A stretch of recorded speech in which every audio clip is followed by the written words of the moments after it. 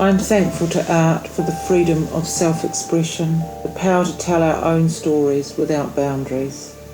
There is a freedom in that space beyond the limits of the political, social and racial.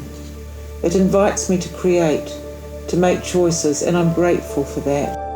Art gives me a purpose to reflect back to society the face it may not see. I'm grateful to be a New Zealander making art, to be close to nature.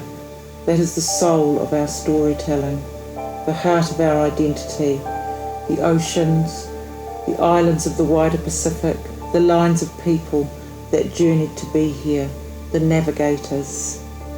I'm thankful to art because it gives the space to communicate to the world who we are. Thank you to the artists I work with for their talent, the music of Gareth Farr, Scribe, Mark Vanilau. Not as an MC, but as a human, living on the same earth and breathing in the same pollution.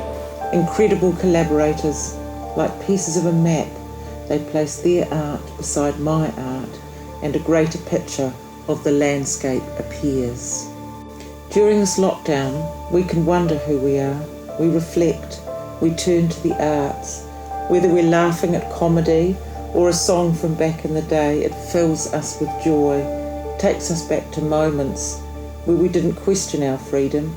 This brings us peace. It is the artists who bring us this freedom, their relentless process to refine their craft, because it takes so much work to communicate these moments. Opera, theatre, dance and music, the live performers who give themselves to the world. I'm thankful to my fellow Pacific women artists who have the courage to step outside the boundaries of the everyday. It is a privilege to work with you.